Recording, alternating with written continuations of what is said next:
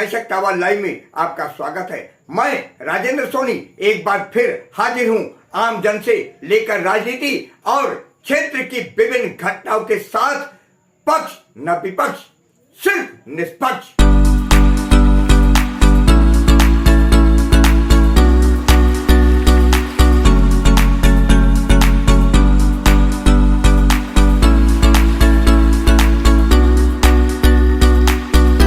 Dilshad garden Delhi के GTB अस्पताल में सिक्योरिटी गार्ड और वार्ड बॉय से हुई बहस के बाद मानसिक रोग विभाग के डॉक्टरों की लापरवाही से हुई 27 वर्षीय लड़की की मौत का मामला सामने आया है। मृतका नवनिधि के भाई नीतीश भारद्वाज ने पत्रकारों को बताया कि ये घटना 8 अप्रैल की है। इस मामले की जानकारी हमने जीटीबी अस्पताल के मुख्य चिकित्सा अधिकारी, इलाके के जिला पुलिस आयुक्त शाहदरा, एसीपी और थाना प्रभारी GTB enclave, SDM Shahdara, ADM Shahdara, जिला अधिकारी शाहदरा, पुलिस आयुक्त दिल्ली, उपराज्यपाल सहित केंद्र सरकार के अनेकों मंत्रियों को लिखित प्रतिलिपि भेजी है। परंतु आज 1 वर्ष पूरा होने के बाद भी दोषियों के विरुद्ध कोई कार्रवाई नहीं की गई है। मृतका नवनिधि को न्याय दिलाने के लिए दर दर भटक रहे लड़की के भाई नीतीश भारद्वाज ने पत्रकारों को आपबीती बताते हुए कहा कि दिलशाद गार्डन के गुरु तेग बहादुर अस्पताल के मानसिक विभाग की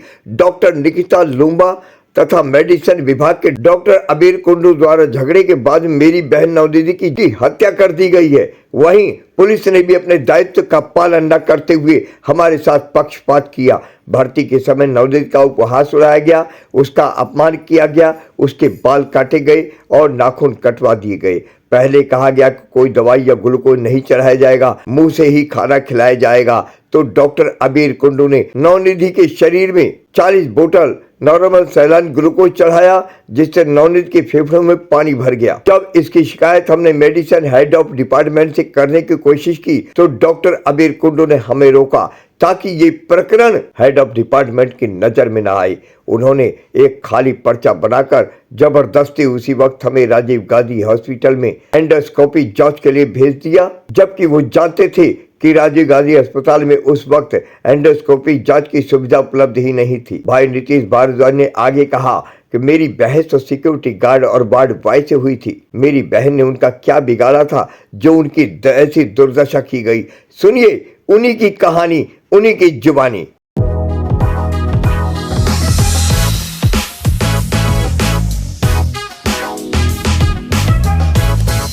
सबसे पहले आपका नाम जानना। मेरा नाम निधीश भारद्वाज है, मैं शाहदरा दिल्ली का निवासी हूँ।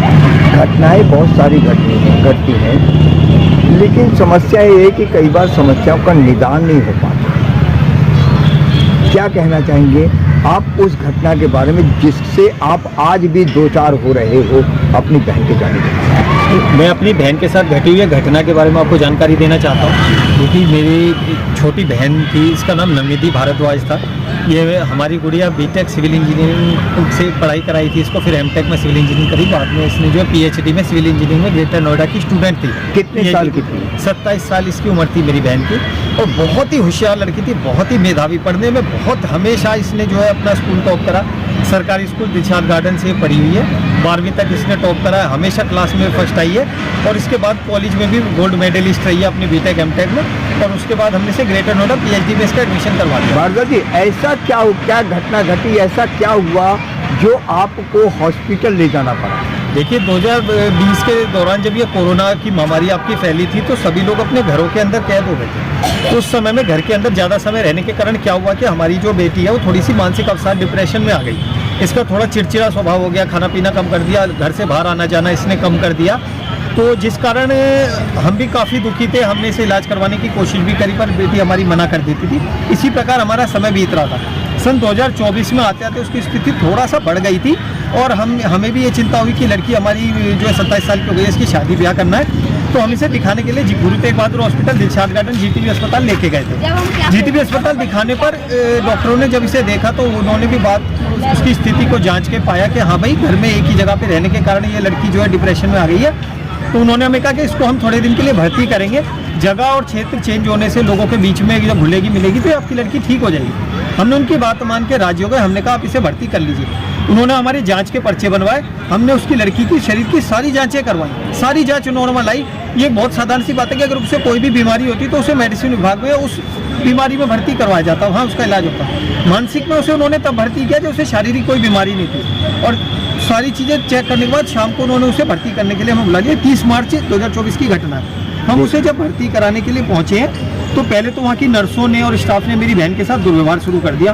बोले ये तो बहुत गंदी है, सड़ी हुई है, ऐसी सड़ी गंदी को हम अपने अस्पताल में घुसने नहीं देंगे, ये तो हमारा अस्पताल गंदा कर देगी, हमारे अस्पताल का बेड गंदा कर देगी, हमारे तो सारे मरीज बिगड़ जाएंगे, मरीज गंदे हो ये जाएंगे। कौन सा अस्पताल की घटना है? ये गुरु तेग बहादुर हॉस्पिटल के मानसिक वार्ड की घटना है। इसको भर्ती श्रुति श्रीवास्तव डॉक्टर थी जिनने उस समय पे किया था, और ये सब कुछ दुर्व्यवहार नर्सों ने किया।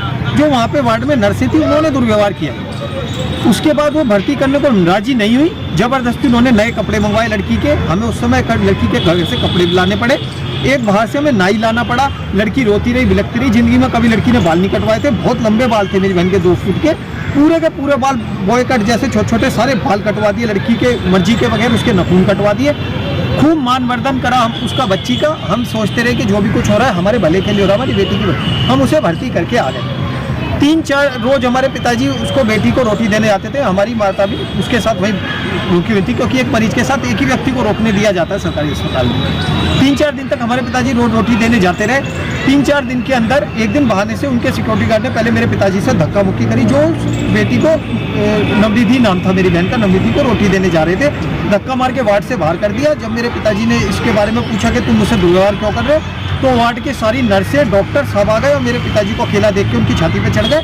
मेरे पिताजी ने जब जाके इसकी शिकायत मेडिकल सुपरिटेंडेंट ऑफिस अस्पताल प्रबंधन में करी तो उनके पीए ने वहाँ से फ़ोन करके पहले उस सिक्योरिटी गार्ड को हटाया ड्यूटी से और डॉक्टर को डांटा कि तुम कैसे एक सीनियर सिटीजन के साथ ऐसे व्यवहार कर सकते हो, तो मरीज के साथ आप क्या करोगे, मरीज का भी आप इलाज नहीं कर रहे हो। उसी दिन हमारे पिताजी तो लौट के घर आए। उस डॉक्टर ने बदला लेने की उसमें नियत से, जो उसको डांट पड़ी एमएस से, उसका बदला लेने के लिए उस डॉक्टर ने रात में ही गलत इंजेक्शन लगा के पहले मेरी बहन के शरीर में गलत रिएक्शन करवा दिया। ये पहली घटना है। और पानी की बोतलें उसकी नसों में चढ़ा दी, 15-20 बोतल उसी रात चढ़ा दी। अगले दिन हम वहाँ पहुँचे, हमने लड़की पहचान में ही नहीं आ रही थी, पूरे शरीर में रिएक्शन हो गया। आधा शरीर उसका लटका पड़ा था, एक हाथ, एक पैर, एक गाल, आधा शरीर पूरा सूज के लटक गया। जब मैंने उस डॉक्टर से पूछा, वहाँ पे डॉक्टर निकिता लुम्बा पोस्टेड थी, मैंने उससे कहा कि भाई ये क्या हालत कर दी लड़की की, ये क्या स्थिति बनाई। मैं खुद भी मेडिकल लाइन का हूँ, मुझे मेडिकल की नॉलेज है, मैंने मेडिकल में पढ़ाई कर रखी है। जब मैंने उससे उसकी स्थिति के बारे में पूछा तो उसने मुझे भी धक्के नर्स से बोला इसे बाहर करो, मुझे भी कमरे से बाहर निकाल दिया। मेरी बहन मुझे थमा दी एक व्हील चेयर पर डाल के कि जा आप इसका इलाज करवा लें। जब मैं मेडिसिन विभाग में दिखाने गया हूँ तो वहाँ पे CMO मिले मुझे, उनसे मैंने लिखवाया, उन्होंने लिख के दिया कि हाँ भाई फ्लूइड भी गलत चढ़ रहा है, गलत इंजेक्शन लगाया और अभी सारे इंजेक्शन रोक दिए जाए, कोई फ्लूइड नहीं चढ़ाना, मुंह से ही खिलाना पिलाना। मुझे दिखाते दिखाते रात हो गई, मैं वापस लाया हूँ और वापस ला के मास्क में तो फिर दोबारा उन्होंने फ्लूइड की बोतलें भरनी शुरू कर दी। मैंने कहा भाई अभी की तो बात है। इस संबंध में आप क्या MS से मिले, चिकित्सा अधिकारी से मिले? चिकित्सा अधिकारी से मेरे पिताजी जब मिले थे 5 तारीख की शाम को, जिस समय इन्होंने धक्का मुक्की करी थी, उसके बाद हम MS से नहीं मिले। उसके बाद जब ये सारी घटना हुई है, हमने इसे वापस ला के मानसिक विभाग में मैंने भर्ती कराया, वो फिर दोबारा फ्लूइड की बोतलें भरने लग गए। मैंने उन्हें मना करा, मैंने कहा देखो भी पर्चे में CMO ने लिख के भेजा है कि आप फ्लूइड की बोतल नहीं भर सकते, इंजेक्शन नहीं लगा सकते, आप क्या छेड़खानी कर रहे हो बच्ची के साथ। तो उन्होंने मुझे आश्वस्त करके घर भेज दिया कि आप चले जाएँ, हम मुँह से ही खिलाएंगे पिलाएंगे। हम और मैं और मेरे पिता घर वापस आ गए। इस बीच में उस डॉक्टर को समझ आ गई कि उसने गलत इंजेक्शन लगा के मारने की तो कोशिश करी थी लड़की को, कि वो लड़की कभी भी उसकी डेथ हो सकती है, कभी भी उसकी जो है मृत्यु हो सकती है। आधी रात में दोनों माँ बेटी को उन्होंने वार्ड से निकाल के बाहर किया। कभी भी आप किसी मरीज तीमरदार को आधी रात में बाहर नहीं निकाल सकते, क्योंकि रात के समय सारे विभाग, सारे कमरे, सब जगह बंद होती है। आधी रात में मरीज कहाँ जाएगा। दोनों माँ बेटी रोती बिलखती नहीं और किसी तरह सड़क पे से लोगों का सहारा लेके ये आप कहना चाहते हैं कि डॉक्टर आपसे रंजिश? मैं ये सभी डॉक्टरों पे मैं इल्जाम नहीं लगा रहा हूँ, मैं इल्जाम उस निकिता लुम्बा पे लगा रहा हूँ जिसने कि अपने ना तो उसने अपने जो है कार्यभार का पालन किया, ना उसने अपनी नौकरी का बढ़िया सरकारी नौकरी पे होते हुए उसने एक बच्चे की जान ली। इससे ज़्यादा बुरा क्या हो सकता है कि जिसको डॉक्टर को लोग भगवान तक कहते हैं, जिससे सरकार ने वहाँ पे लोगों की जान बचाने को, वही उसकी हत्यारिन बन गई, वही उसकी एक छोटी सी बात के ऊपर जो है जान लेने में तुल गई। अगले दिन जब हम फिर दोबारा पिता और मैं वहाँ पहुँचते हैं तो लड़की हमें मेडिसिन विभाग में 7वीं मंजिल पर मिलती है और लड़की के अंदर फिर दोबारा 2-2 बोतलें लगा के पानी भरा जा रहा था उसकी नसों में, पूरा शरीर लड़की का सूजा पड़ा था। दोबारा जब मैंने डॉक्टरों से शिकायत करी इसमें तो हमें ठगा सा जवाब दे दिया गया, ना लड़की की कोई रिपोर्ट हमसे साझा की गई, ना उसकी बीमारी बताई, हमें कुछ नहीं बताया गया केवल हम इधर उधर भाग दौड़ करते रहे। मैंने जबरदस्ती उस डॉक्टर से फाइल मांग के कुछ पर्चों की फोटो खींची है। मैं इधर उधर डॉक्टर अस्पतालों में दिखाता फिरा हूँ। सभी ने मुझे ये कहा रिपोर्ट देख के कि आपकी लड़की का पूरी तरह गलत इलाज हो रहा है, बिल्कुल गलत पानी भरा जा रहा है। आपकी लड़की के फेफड़ों में पानी भर दिया, आपकी लड़की के पेट में पानी भर गया, लड़की को वहाँ से निकाल दिया, नहीं उसे मार देंगे, मर जाएगी आपकी लड़की। इसी बीच जब मैं वापस लौट के आया हूँ तो वहाँ पे डॉक्टर आबिर कुंडू नाम का डॉक्टर था वहाँ पे, जो वहाँ पे देख रहा था। ये उसी निकिता लुम्बा का ही मित्र था, उसी के यूनिट का ही डॉक्टर था जिस निकिता लुम्बा ने मानसिक वार्ड में इसको लड़की को हमारी को मारने के लिए गलत इंजेक्शन लगा। अब फिर दोबारा यहाँ पे भी वही साजिश शुरू हो गई। उस डॉक्टर ने पहले मुझे अल्ट्रासाउंड की पर्ची बना के 9 तारीख के लिए भेजा कि अल्ट्रासाउंड का रजिस्ट्रेशन करा के आओ। मैं जैसे ही वापस आता हूँ और मैंने कहा कि मैं हेड ऑफ द डिपार्टमेंट से मिलूंगा, तेरी शिकायत करूंगा, तो बोला हेड ऑफ द डिपार्टमेंट से बाद में मिलियो, पहले एक और नया पर्चा मेरे बना दिया। वो यही भूल गया कि उसने अल्ट्रासाउंड का पर्चा बनाया था और एक एंडोस्कोपी नाम का जांच का पर्चा बना के बोला कि राजीव गांधी जा। मैंने कहा मैं जाऊँगा, अपनी बहन को साथ लेके ही जाऊँगा, अकेला नहीं जाऊँगा। बोला नहीं, लड़की को यहीं छोड़ो और दोनों बाप बेटे जाओ और पर्चा बनवा के लाओ। मैंने कहा इस अल्ट्रासाउंड की पर्ची का क्या होगा जो तूने मुझे भी बनाई थी। बोला तुम सब छोड़ो, जो मैं कह रहा हूँ वो करो, डॉक्टर तुम हो मैं हूँ। और उसने मुझे जबरदस्ती हेड ऑफ द डिपार्टमेंट के रूम में जाने से रोका, धकेल के। मैं हेड ऑफ द डिपार्टमेंट के रूम में जाता हूँ, उन्होंने मुझे जाने नहीं दिया। बोला पहले पर्ची बनवा के ला, क्योंकि वो डॉक्टर आबिर कुंडू नहीं चाहता था कि ये सारा जो माजरा है, जो सारा षड्यंत्र है, वो head of the department medicine के नज़र में आए, क्योंकि एक बड़ा डॉक्टर, बड़ा अफसर होता है, बड़े अफसर की नज़र में आने से हर चीज़ की जाँच हो जाती है। मैं और मेरे पिता जैसे ही राजीव गांधी अस्पताल के लिए निकले हैं पर्ची बनाने, तो पीछे से वो मेरी बहन के पास पहुंचा वही डॉक्टर आबिर कुंडू, एक लाल रंग का इंजेक्शन था, उसने उस लड़की के इंजेक्शन लगाने लग गया। मेरी बहन ने मना किया कि नहीं मुझे पेशाब जाना है, मुझे पेशाब आ रहा है, मेरे मतलब पिता और भैया भी यहाँ पे है नहीं, मैं अभी नहीं लगाऊंगी। बोला नहीं तू चुपचाप पड़ी रहे और पहले इंजेक्शन लग दे जब पेशाब जाना। उन्होंने वो इंजेक्शन लगाया, लड़की हाथ ही खत्म हो गई। एकदम से पूरे कमरे में हल्ला मच गया। 8-9 बेड होते हैं, इतने सारे मरीज और उनके तीमरदार थे कि ये जो हंस खेल रही थी बेटी, ये एकदम से क्या हो गया। और हल्ला मचती वो डॉक्टर आबिर कुंडू वहाँ से भाग गया और वहाँ से सारी नर्सें भी चली गई, क्योंकि मरीज की स्थिति खत्म होने के बाद आधा घंटे का समय होता है जब उसकी छाती दबाई जाती है, उसे CPR दिया जाता है, उसे ऑक्सीजन दी जाती है कि गया हुआ भी मरीज कई बार लौट आता है। उस समय को खराब करने के लिए वो डॉक्टर नर्स वहाँ से चले गए और पूरी प्री प्लान करके साजिश करके उस बच्ची की नवनीति की हत्या की गई। कहीं हम पीछे से उसकी सहायता न कर पाए, इसलिए पिता को और मुझे भी दूर हटा दिया गया वहाँ से और इस तरह से घटना हुई। जब हम वापस आते स्थिति देख के हमने सबसे पहले जो पुलिस को फ़ोन करा, पुलिस बुलाई। पहले तो जो 100 नंबर के आए वो हमारी तरफ से बोलने लगे, उन्होंने डॉक्टर को डांट लगाई वहाँ पे। मैंने इस केस की वीडियो बना रखी है, मैं वीडियो आपके साथ शेयर करूँगा। इसके अलावा फिर जो थाने से जो पुलिस आते, दिलशाद गार्डन सामने ही थाना है, थाने से जो पुलिस वाला वो पुलिस वाला हमारे सामने उस डॉक्टर से उनने साठगांठ करी। वो डॉक्टर उसे पुलिस वाले को लेकर लग गया, इन्होंने बातचीत करी आपस में, उनकी दोनों की बातचीत। और पुलिस वाले ने कोई हमसे सीधी बात नहीं करी, उसने हमारे बयान दर्ज नहीं करे, उसने हमसे लिखित में शिकायत नहीं ली।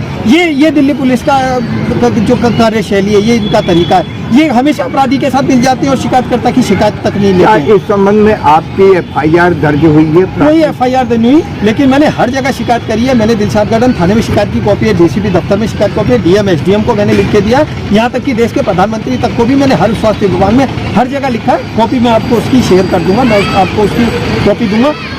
उस पुलिस वाले ने 5 दिन तक मेरी बहन का शरीर नहीं दिया। वो घटना घटने के बाद हम अपनी बेटी का बहन का शरीर मांगते हैं कि नवनीति का शरीर, बेटी की तो जान ले ली, उसका शरीर तो हमें दे दो। लेकिन उन्होंने उसका शरीर देने से भी हमें मना कर दिया, क्योंकि उनके मन में चोर था। उन्हें पता थी उन्होंने गलत किया, वो फंस सकते हैं। उन्हें नहीं पता थी कि हमारी जान पहचान कहाँ है कहाँ नहीं। वो ये सोच रहे थे कि कहीं मीडिया वाले ना आ जाए, कहीं इसकी केस की जाँच ना हो जाए। उन्होंने डर के हमारी लड़की का शरीर नहीं दिया, मूर्चरी में 5 दिन रखा। कौन जानता है मूर्चरी में उस लड़की के शरीर के साथ क्या छेड़खानी हुई। सबूतों को मिटाने की कोशिश की गई, 5 दिन तक लड़की का शरीर नहीं दिया। और जब हमने सांसद को, विधायक को, हर जगह मैंने शिकायत करी जाके, तो उनके फोन पे बड़ी मुश्किल से शिव दिया नाम। अब आप क्या चाहते हैं? पोस्टमार्टम करके हमें दे। मेरी तो यही प्रार्थना है साहब कि मीडिया भी आपका न्याय का ही एक स्तंभ है, जहाँ अब न्याय प्रशासन से हमें कोई उम्मीद नहीं रही। हमारी मीडिया से यही दरखास्त है कि किसी भी तरीके से ये मेरी बात जो है वो बड़े अफसरों के कानों तक जाए, सरकार तक जाए, सरकार के कानों में जाए, बड़े अफसर कानों में जाए, FIR दर्ज की जाए। संबंधित उस आबिर कुंडू डॉक्टर के खिलाफ, निकिता लुम्बा डॉक्टर के खिलाफ कड़ी से कड़ी कार्रवाई हो, FIR दो, जो मेरी बहन को न्याय मिले, मेरी उस बहन नवनिधि को न्याय मिले। बस न्याय की मेरी आपसे उम्मीद है। आपसे बात करेंगे। अपने आसपास की खबरों के लिए देखना ना भूले सशक्त आवाज लाइव न्यूज चैनल। सब्सक्राइब कीजिए एक लाइक के साथ।